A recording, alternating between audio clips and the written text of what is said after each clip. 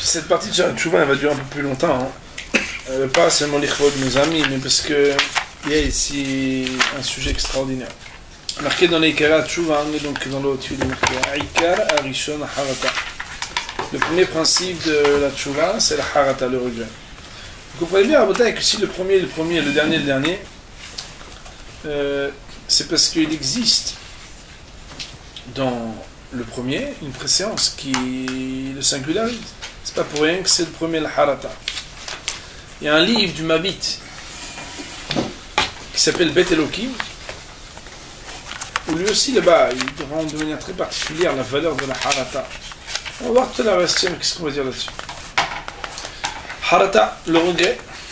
Je suis obligé de le dire un peu comme si Balminan, je m'emportais. Ce matin, pour préparer, vous savez, les sihot, soit pour Tcheber, soit pour Elul, je ne les contrôle pas, donc je vous annonce que ça ne peut pas être statique. Yavin Levavo, qui comprennent dans son cœur, Kira, Vamar, Ozvoit Hashem, c'est quoi regretter? C'est comprendre que c'est mauvais et c'est amer d'avoir abandonné à Kadosh Baruch Hu. Veyashiv el libo, et qu'il intériorise dans son cœur qui est Shonesh venakam shveshilem aleabo, que l'homme puisse capable quand il regrette de comprendre qu'un Kadosh Baruch Hu il peut punir et venger et payer la faute, Ka'inyan sheneemar, comme il est marqué explicitement dans les versets, Linakam veshilem, il me revient à moi, ce qui s'appelle la vengeance de la faute et le paiement. Veneemar, il est marqué dans Job, Guru lachem ipene herev, ki hema avonot harev. Craignez donc le glaive, car le courroux des fautes amène le glaive.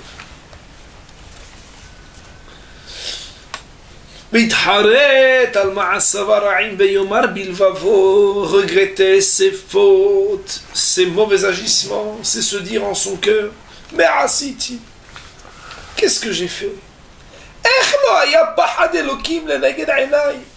Comment n'avais-je pas la crainte d'Hachem en face de mes yeux? Et je n'ai pas craint les réprimandes à la avon concernant la faute, ou et des choses mauvaises qui l'accompagnent,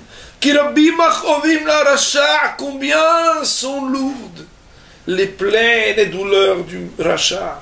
Lo hamalti al goufi, je n'ai pas eu pitié de mon corps, de lo hasaeni alav, et mon œil n'a pas eu la pitié, mi shahato mi penanat rega ehad. Tout ça pour jouir d'un instant seulement, je l'ai laissé tomber. Venim shalti, je me retrouve ressemblé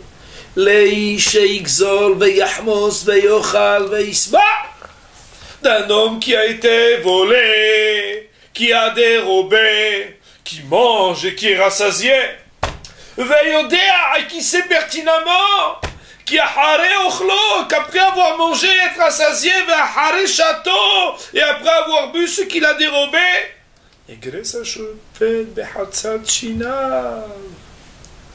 le juge viendra et il viendra, on va dire, irrité, déranger ses dents.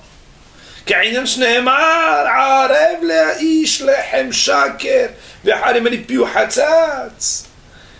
est agréable le pain du mensonge pour l'homme, mais après qu'il en remplisse sa bouche, alors il va devoir hatzat, ici je sais pas si ça veut dire recracher, ou en tout cas le perdre. Ra'amizot, pire que cela. Ça c'est par rapport même au châtiment et à mon corps. Mais vis-à-vis de mon âme, qu'est-ce que j'ai été cruel. Je l'ai laissé se souiller, se rendre impur à cause de mon penchant. Qu'est-ce que j'ai pu gagner de tout ce que soi-disant j'ai pu acquérir? si aux yeux de celui qui l'a créée, de celui qui est le maître de ma neshama, elle apparaît comme mauvaise.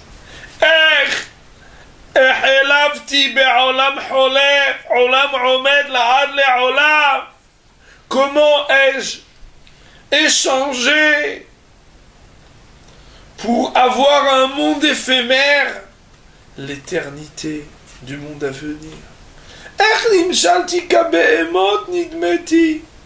Comment ai-je pu m'apparenter, ressembler aux animaux?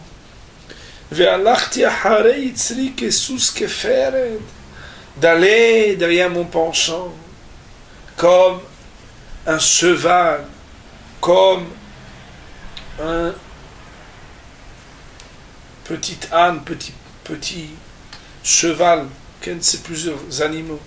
En avin, qui ne réfléchit pas, veta'iti miderech askel. Et je me suis totalement égaré que de réfléchir. Ine abore napah be'api nishmat haim hachmat lev tovat sechel.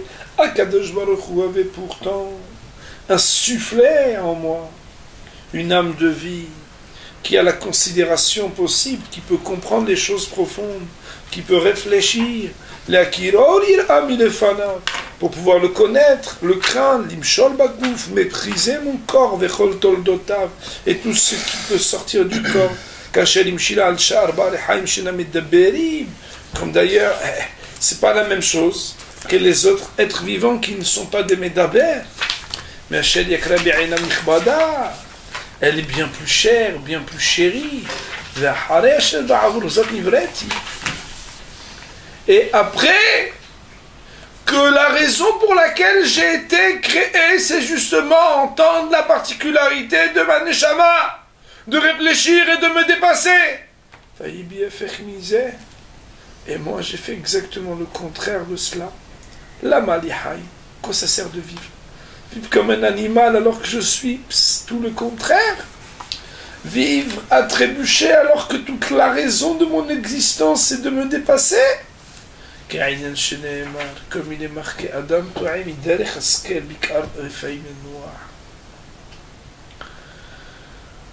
je ne sais pas traduire ce verset.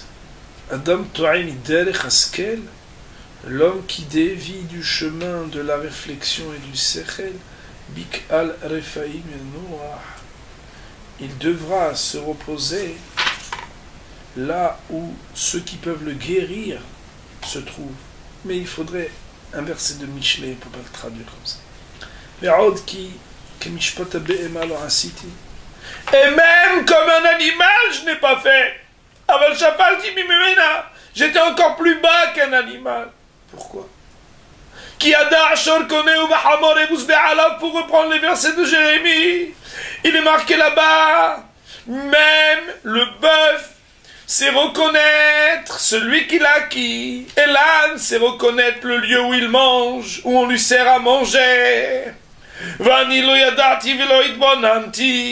moi, reconnaître celui qui m'a créé, réfléchir sur ce que j'ai un lien avec lui, je ne l'ai pas fait. Et je me suis senti libre du joug de mon maître.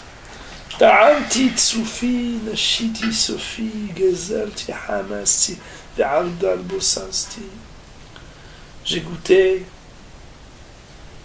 j'ai fauté, j'ai volé, j'ai dérobé.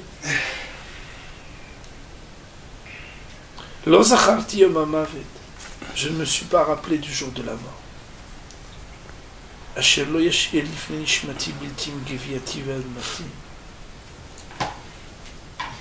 Qui ne laissera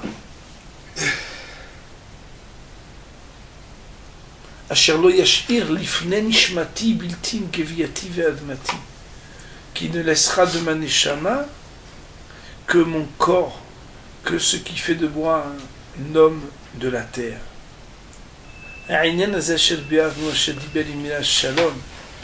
L'idée qu'on a voulu expliquer ici, c'est ce que Jérémie il a dit. Ce qui fait défaut, c'est qu'il n'y a même pas d'homme qui regrette ce qu'il a fait de mal en disant Qu'est-ce que j'ai fait? Comment ai-je pu faire cela? Ça, c'est la traduction à peu près de ce qui est marqué dans Sha'arit Teshuvah sur la Halata. Quel est le premier principe dans Sha'arit Teshuvah de la Teshuvah? Et donne lieu à une discussion terrible, Rabotai, entre nos Hacham. Il est marqué dans Mesilat Yesharim, Hidush Gadol, il est marqué Akirat Aratson Ka'akirat Ama'ase. Le fait de pouvoir, parce qu'on arrache la volonté qu'on avait eue jadis au moment de la faute, alors on arrive à faire arracher totalement l'action qu'on avait faite. Autrement dit, le Ramchal nous dit, le hidouche extraordinaire de la tchouva permet que quelqu'un qui regrette, ce regret qui est un regret du cœur, va faire qu'Akadosh Baruch Hu, il va pouvoir faire comme si l'action n'avait jamais été réalisée. Il y a eu un échange connu entre Rav Elhan Wasserman, Hashem Yikom Damo, que Dieu venge son sang, il a été tué durant la guerre, et que quand Bémet, durant la guerre mondiale, il était avec ses élèves, ils allaient les mettre à mort, il leur a dit, nous allons avoir la caravane des Tiyotse et des Hova, de Mitzvah de Kiddush Hashem, qu'on va mourir au nom et pour la glorification du nom d'Hachem. Cet homme-là, il a écrit des Sfarim, dont nous avons la bénédiction que même si ils ont voulu tuer les corps d'Am Israël, dans toutes les yeshivot, que ce soit Kovetz Ma'amarim, Kovetz Shi'orim, Kovetz Aharot, ces Sfarim de Rav Elhan Wasserman sont étudiés, sont choyés, sont approfondis, extraordinaires. Rav Elhan Wasserman, une fois, il était très proche de Hafetz Haïm, il a dit, mais je ne comprends pas. C'est pas si inédit que le regret puisse annuler quelque chose dans le passé. Autrement dit, la tchouva, c'est pas un hidouche, c'est quelque chose de totalement normal. Pourquoi? Il y a une Gemara dans ma Sechet Kiddushin. Cette Gemara, elle dit qu'il y a un dîme qu'on appelle Toreh al Arishonot. Celui qui ne le connaît pas, il faut qu'il le connaisse, cette halakha-là, elle est terrible. La Gemara, elle dit là-bas, si un homme, il a fait une mitzvah, mais qu'il a regretté la mitzvah qu'il a faite. La Gemara dit, Ibed Sruto, il a perdu son mérite. Et la halakha est tranchée comme ça dans le Rambam. Autrement dit, on voit que quelqu'un a fait une action qui était bonne, pas une action mauvaise. S'il regrette l'action bonne, alors il en perdrait le mérite. Bémet, c'est une kouchia, pourquoi? Comment un homme peut regretter une bonne action? Pas shoot. Le Yitzhara, il essaie de nous faire flancher, faire des averot, mais s'il ne peut pas, au moins il va essayer de faire que tu fais beaucoup de mitzvot et tu perds tout ce que tu as fait. On sait bien qu'il y a des gens qui n'ont pas d'argent, qui sont dehors, mais il y en a d'autres, les pauvres. Je ne sais pas si c'est tellement mieux ou des fois pire. C'est qu'ils gagnent et ils perdent 2 fois plus qu'ils gagnent, mais ils gagnent beaucoup et ils perdent 2 fois plus. Ce qu'on appelle pas avoir la bracha. C'est que ça s'ouvre et ça se referme plus. Et là, chaque voiture, le jour où on a chaque fois des choses qui tombent, qui sont... Une personne, quand elle fait une bonne action, mais que cette action-là, elle s'est donnée corps et âme pour cette action, et que le Yetzirah arrive à venir s'immiscer dans le rapport du Maaseh et du Oseh, ça veut dire que tu arrives à vouloir regretter au plus profond de toi d'avoir fait cette bonne action. La Gemara nous dit Toreh al Arishonot, le fait de regretter ce qu'on a fait, des bonnes actions, Ibet Sruto, nous dit, le Rabbi Hanan Wasserman, il pose la question à Hafetz Haïm. Il dit, mais alors quoi? Ça voudrait dire que quoi? Qu'on a vu là-bas que dans le bon côté, c'est-à-dire, quelque part c'est le mauvais côté, c'est que, à ton déficit, à cause du regret, tu pourrais perdre. Le regret a une force d'aller interagir dans le passé et faire que ce qui t'était compté comme des bénéfices, tu le perds, n'est-ce pas? Si déjà le regret, pour te faire perdre, il peut avoir un effet rétroactif à te faire perdre ce que tu as fait, et qu'on sait que Midat Tova est marqué dans Hazal, que la bonne qualité d'Hachem, elle est jamais moins bonne pour le bien qu'elle n'est dure pour le mal. est-ce qu'Akadosh Baruch Hu, en vertu de ce principe, qui déjà pour te faire perdre des mérites, va pouvoir faire que ton regret te fasse perdre quelque chose du bien que tu aurais pu garder? Est-ce qu'on va imaginer que ce regret, pour te permettre d'obtenir des bénéfices auxquels tu as manqué, il ne va pas aller, ce regret, interagir dans le passé? Dit Rabbi Elchanan Wasserman, a priori, il n'y a pas besoin d'arriver à la tchouva, de la halakha de Tohe à la Rishonot, qui concerne les mitzvot dont on peut perdre par le regret le mérite. On peut déjà déduire que la tchouva par le regret des averot peut faire pas moins que pour le mauvais côté, dans le côté du bien qui va être bénéfique. Ce regret va pouvoir te donner, t'octroyer des mérites et t'enlever des averot. Voilà la question que Rabbi Elchanan Wasserman a posée au Hafetz Haïm. La réponse, c'est Rabbi Elchanan Wasserman lui-même qui la donne. Il dit qu'en réalité, il faut savoir que il y a un autre Ramchal, un autre Moshaim Nutzato, mais qui n'est pas cette fois-ci le Messiah des Sharim, mais dans Derech Hashem, qu'on pourrait traduire en français la voix de Hashem. Là-bas, il explique que les mitzvot, ils ont deux effets. C'est quoi les mitzvot? Ils ont deux effets. Écoutez bien la puissance rabbinale. Les mitzvot, c'est deux choses. C'est d'une part, appliquer ce que celui qui est le Metzavé t'a donné comme tzivouï, ce que Hachem il t'a demandé de faire. Toi, quand tu le fais, t'appliques ce qu'Hachem il t'a demandé. Mais on sait bien que la mitzvah, elle a aussi ce qu'on appelle une to'alet, aïlion, c'est-à-dire un intérêt suprême, dont on ne voit pas nous, ou dont on ne comprend pas à notre niveau la totalité, et même des fois une part. C'est ce qui explique par exemple que nos avot ont dit qu'ils ont fait de la Torah avant même qu'elle soit ordonnée. A priori c'est incompréhensible. Ça veut dire quoi ça? Ils ont inventé? Non.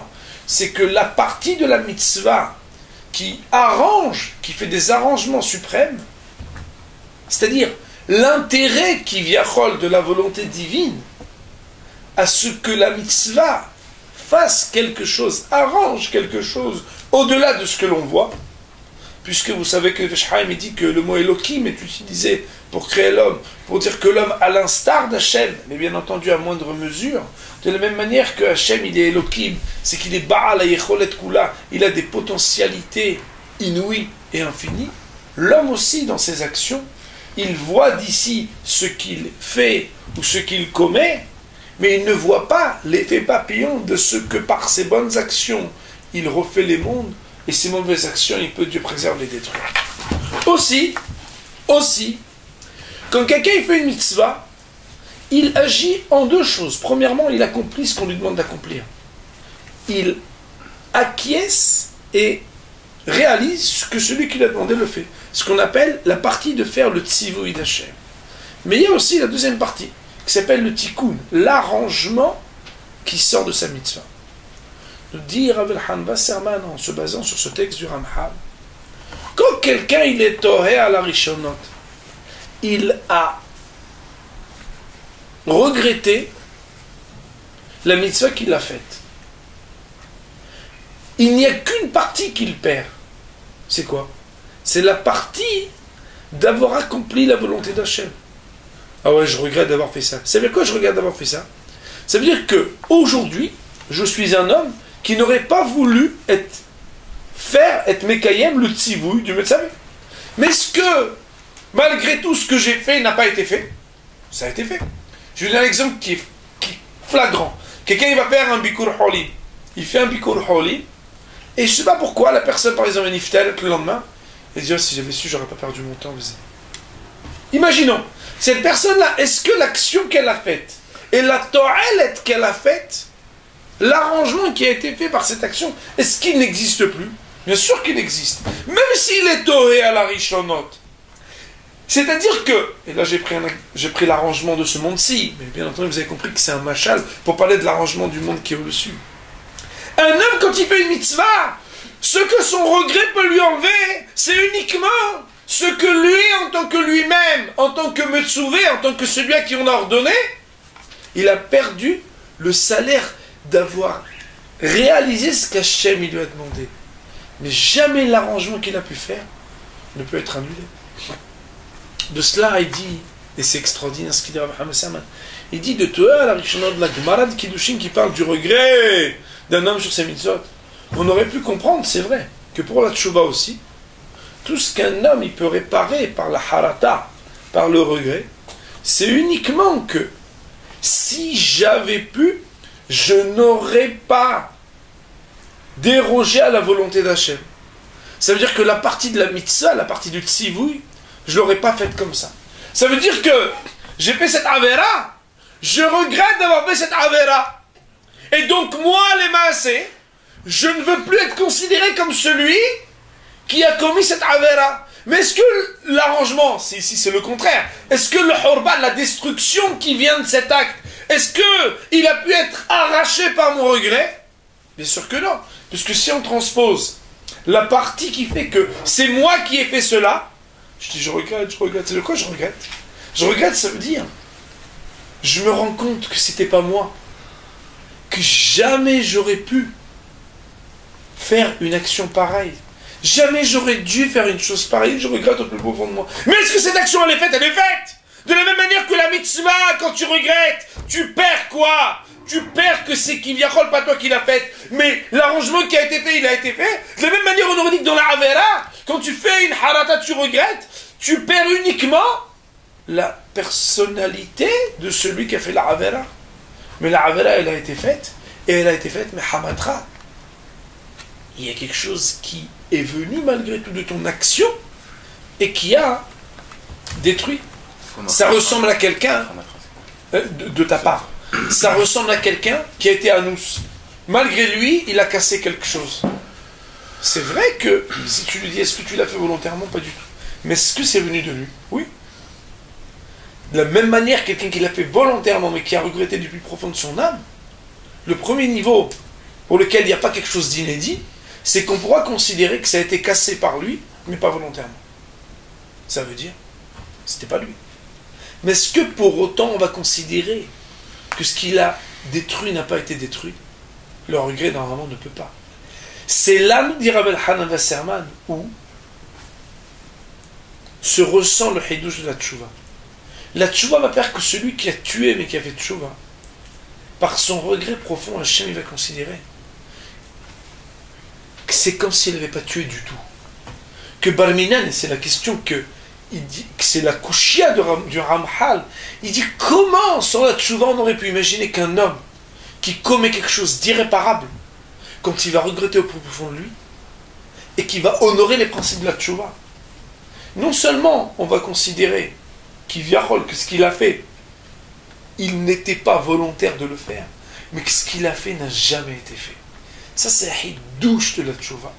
La tchouva, elle dépasse l'entendement de l'homme, comme vous le savez, le Midrash dit que c'est Hachem qui a pu dire qu'on fasse tchouva, mais que ni la Chokhma, ni la Torah, ni la Nevoa n'auraient pu proposer la tchouva, parce que dans le monde dans lequel nous vivons, on ne peut pas comprendre que la tchouva puisse non seulement être entendue comme le regret pachout, ah tu regrettes, bon je te pardonne, mais bon, tu l'as quand même fait. Non! Tchouva va jusqu'à dire dans le regret, l'homme, il va faire que arracher cette volonté qui était la mienne, va faire que même l'acte, c'est pas moi qui l'ai fait. Et ça, c'est quelque chose qui est absolument extraordinaire et inouï. J'ai vu un Pahadit qui répond autrement à cette question. Bien entendu, ce genre de texte, le faire dans les mots, ça n'a pas le même goût, mais ça aurait mis au moins 2h30, 3h. Et là, au moins, succinctement, vous aurez un yesod que j'ai d'ailleurs même pu rédiger, que vous pourrez relire en France. Le Pahadit Tzhak, il dit quelque chose d'extraordinaire. Qu'est-ce qu'il dit? Il dit, Pahadit Tzhak, quand on donne vie à un mort, comment on appelle ça? Tchiyat Ametim. Quand quelqu'un il est mort et qu'on lui donne vie, c'est un miracle ou c'est pas un miracle? C'est un miracle, n'est-ce pas? Mais quand on enlève la vie à un vivant, est-ce que c'est un miracle ou ce n'est pas un miracle?